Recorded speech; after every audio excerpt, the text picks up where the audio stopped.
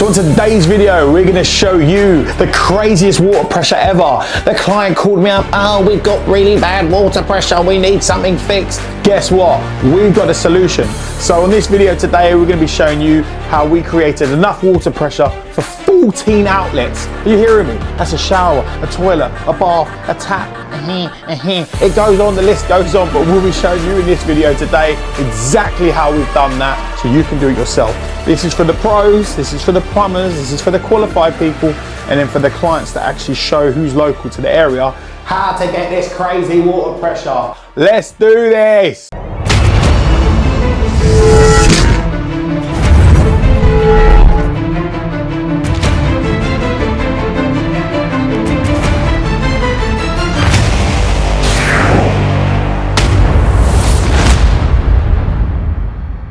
That was terrible. Cut. What do you mean? Okay, so the story goes like this.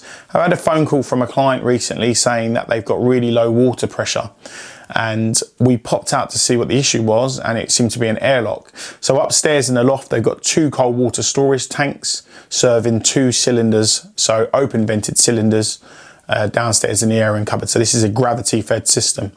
The issue and the problem on this job is it was airlocking.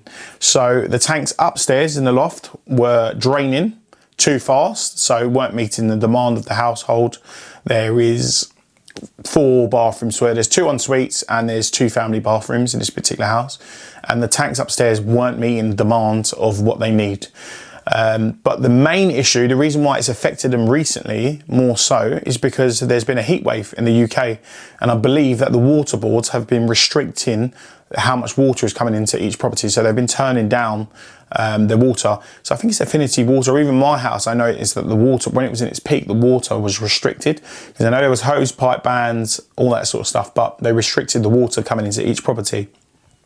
So basically what was happening is upstairs in the loft, the water's coming up, going through the ball valve to fill up the tanks, and it wasn't filling up quick enough to, like I say, to meet the demand. So what we're doing is ripping out the 2 tanks that are up there, fitting 2 300 litre coffin tanks, so cold water storage tanks, and an easy box pump, right? So this is a DAB easy box pump. We'll be fitting upstairs in the loft. Also, we're ripping up the hot water cylinders that are there. There's 2 hot water cylinders that are there, and we're going to be fitting a 300 litre mega flow. In today's video though, we won't be showing the mega flow side. That's on a different video on our channel. But in today's video, we'll be showing the 2 300 litre cold water storage systems or tanks, and the easy box pump, the full install of it, and we'll be showing you the results for it. So this has dealt with 14 outlets. So on this particular job, you'll see there's 14 outlets. Do you know what? We'll just get into the video. Let's just show you. Let's just get into it.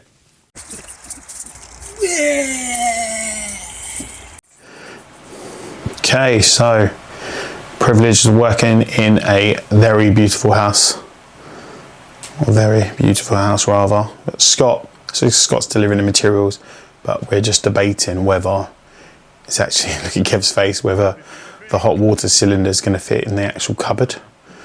So yeah, it's a bit of a tricky one, because the cylinders that we're removing, just when you go upstairs, it just looks like, see that airing cupboard there, like as if it won't fit in there. But we're not doing a video on that today, but yeah, it did actually fit in there, thank God for that. So we're just working out what pipe's what. And then we're going up into the loft space to have a little look. So Kev is now ripping out the old cold water storage tanks, which was upstairs in the loft. And then again, we're just looking at the pipes that are there. To be fair, everything's there, so it's quite straightforward. We're leaving the F&E tanking because the heat inside, we're not pressurising, we're just leaving that as it is. They've got an oil boiler here on the, yeah, they've got an oil boiler. So these are obviously the tanks that we're going to be fitting. We're setting up outside because we've got quite a bit of space and the weather's actually pretty good. So having a little look inside the tanks. The tanks come with insulation. They come with like a ball valve inside. We're using a different ball valve on this one, but they come with a ball valve overflow. It's like a kit basically for the actual tank itself. So we're just drilling through now the filling valve. I wouldn't recommend that drill bit I used there. I'd recommend using an actual hole saw bit for that. It's just what I had. So this is the ball valve we've got here. This is a 3/4 ball valve, and it's in part 1. So you shouldn't really be using this ball valve. You should be using a part 2. Problem is, I couldn't get a part 2 off the shelf. I thought it would be a little bit easier to get it off the shelf, but I couldn't get it off the shelf. So that's a little support bracket.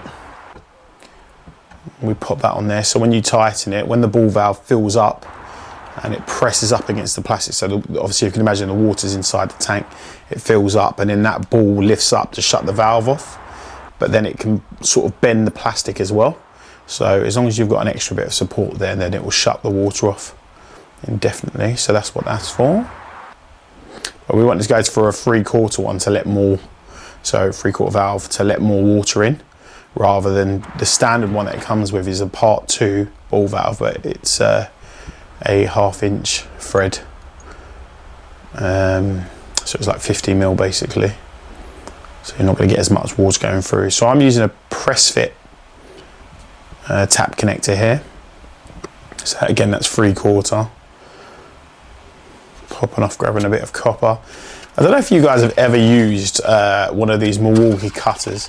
They're a little bit lazy, I'm not going to lie. And at first, I wasn't too keen on them.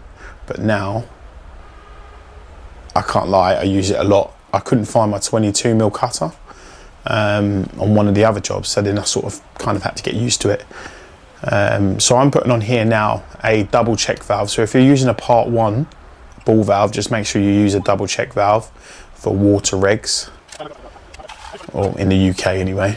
That's what you have to use, and then I'm putting a service valve in there, so just a 22 mil lever valve, so we can actually isolate the actual water tank. And then again, we're using press fit, so not soldering on this one.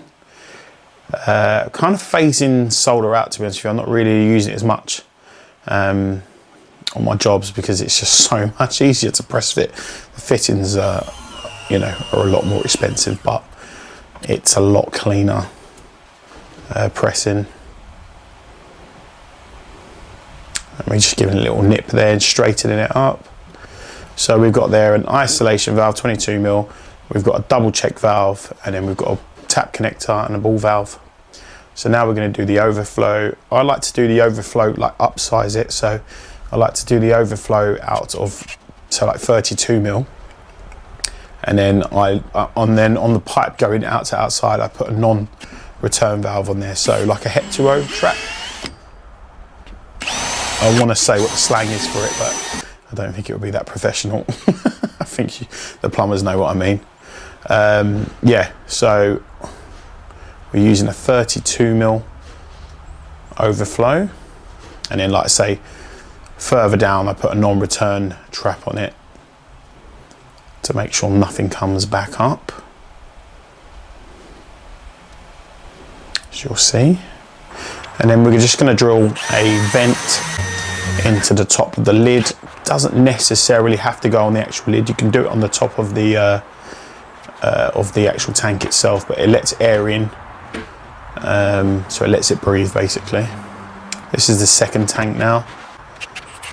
Again, these are the bits that come with lagging, ball valve. We're going to be drilling through another tank connector, so we're putting another tank connector at the bottom. So this one's slightly larger. I don't really like, I must admit, I don't really like these style tank connectors. I like the John Guest push fit ones. So they're large, so when they come into contact with the actual tank itself, they're quite large, so I feel like it just grabs properly. On here, you've only got like 5 mil the whole way round. I just find these difficult to tighten as well. Don't get me wrong, they work, but just in comparison to the John Guest push fit ones, I just much prefer them. Okay, so like I say, here we've got the 32 mil overflow, so a 32 mil pipe we're going there, an isolation valve, a double check valve, and then that's the vent at the top. Little inspection hatch, in there, the ball valve in there. Obviously, a little bit later on I'll show you, we'll go through exactly what happens, how the water flows through the tanks, how we connect them. So now we're going to measure the pipe that goes between the two So nice bit of copper between the two. So on this one we're gonna solder because I don't have press fit jaws that size. I think it's 45mm copper. I can't remember the exact size, but yeah, we had to go large. Normally I just go up to 28mm. I don't often have to go much larger than that because we do domestic. But on this occasion, because we're bridging the tanks, I want to make sure enough water gets into the next tank. So yeah, so we'll be soldering this one. I prefer Everflux, but Laco is just what I've got for whatever reason. But I don't often solder that much anymore. I used to all the time before. So when I used to do loft conversions, I used to do the hot water cylinders in gaps. Couldn't even breathe, you know, because of the fumes and stuff. But outside here is easy, you know. Get the pipe to the right temperature. You can give it a little wipe with the flux. You don't actually need to, but sometimes I like to do it just to smoothen it out. And then just give it a cheeky cool down. So this is a ratchet cutter, and I didn't actually realise this was a ratchet cutter. And then it's Kev's one. And then Kev shows me that. Oh yeah, innocent whistle. No, I can't believe it. He's loving it. It's the ratchet thing. See, I'll show you a thing or two. Ah, look, I would have done it quicker. Oh my god, I can't believe that's actually a ratchet. It's designed. Yeah, you're not really cut through it there, mate. Yeah, but it's designed for when. Yeah, mate. Let's go. That is a really good, I think it's the Neurad one. Kev having it large, look, bringing them vibes to work. He's a great guy to work with, Kev, I can't lie. But he's just going to demonstrate where we're going to put the bridge across the two. So that's where it'll be connecting. So I'll just show you here. So water comes in through there, goes in through this tank, comes out, travels through, and then goes back through there. And it comes out through the tank. Yeah, I'll show you actually, I've got an animated one. So water comes in through here, travels through there, goes into the next tank, as you can see through there, and comes out and goes into the pump and then out the pump. So the other side of the pump is pressurized. So the pump, if you imagine, pulls from the actual tanks, yeah? So it pulls from the tanks, and then on the other side of the pump, if you imagine it's like a non-return valve inside the pump itself, pressurizes, so it'll go to 3 bar. You can adjust it and make it go up, but it'll go to 3 bar. So anything the other side of that pump is pressurized. Everything obviously going into the actual pump itself is just gravity. So moving on to the dab pump. So the actual pump itself comes with fittings. The thread is 1 inch, so I'm using a 28mm push fit Hep 2O male line. It goes to 1 inch. The reason why we're using Hep on this is because we're going to be using plastic pipes. So for a couple of meters from the actual pump itself, you'll see, I'll show you in the video later, we're using plastic pipe. So I think you can get pump valves that are about 1 inch. So when I say valve, sorry, valve flexies rather. You can get pump flexies that are about 1 inch, but again, it's something I couldn't get off the shelf. So it's something that had to be ordered. So we've gone with Hep on this. It's just to stop the vibration. So obviously, if it's too rigid, then you're going to get vibrations. So on this, we had to rip the loft hatch out, and now we're going to attempt to get the water tank upstairs. Well, up in the loft space. I'm going to tell you straight away. Nightmare. Absolute nightmare getting these in. Almost to the point where I was thinking, I don't think this tank's going to go up. And one of them ones like, why didn't I order something a bit smaller? Maybe 3 tanks or something instead of 2 big ones. So yeah, because basically the tank itself, so we're trying to go up straight, but it's hitting on the pitch of the roof. So we've got to go sort of at an angle. Stop the video. Don't forget to subscribe, like, and press the little bell button for notifications. Otherwise, this thing's gonna get you. I'm giving you 5 seconds.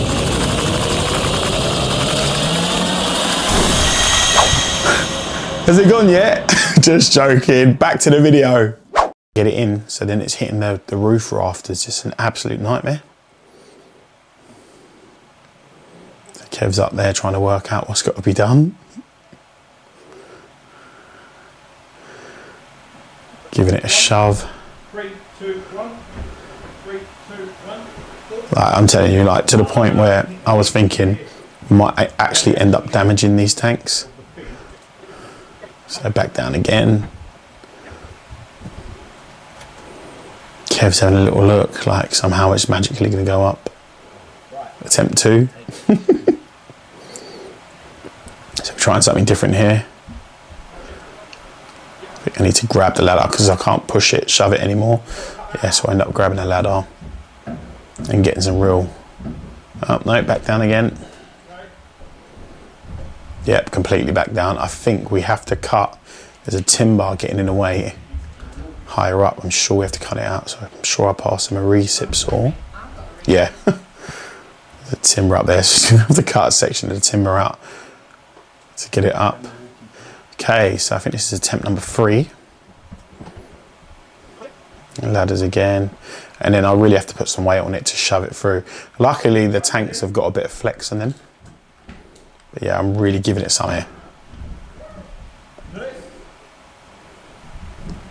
Absolute nightmare. Still like, there we go. Finally. So that's one of the tanks up.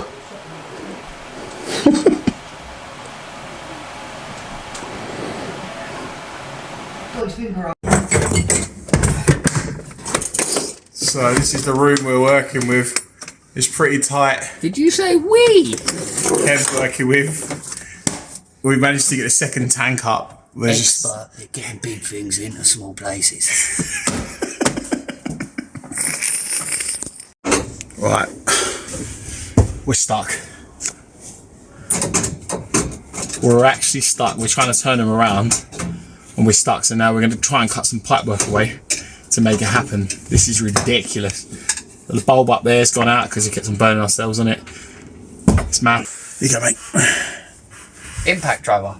Oh, can't that screwdriver do it? What, a flathead? Yeah. Kev's fuming. Yeah. Oh, food. Yes. Of course. Anything. Okay. Anything. Kev, what are you saying? Kev was... You're not vegetarian, right? No, we're not vegetarian. No, all good. We're not fussy either. We'll eat whatever. I'm not a vegan. Spicy. Yeah, love a bit of spice. Oh, Kevin don't, but I love a bit of spice. I like a bit of spice. Oi! Famous last words. Kevin was fuming because I gave him the flat-headed screwdriver.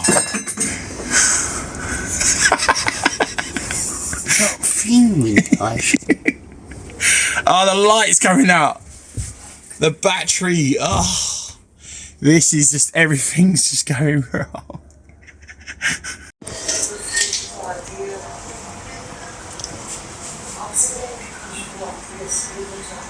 Why am I sweating and he's not? I don't know. Oh, look at this.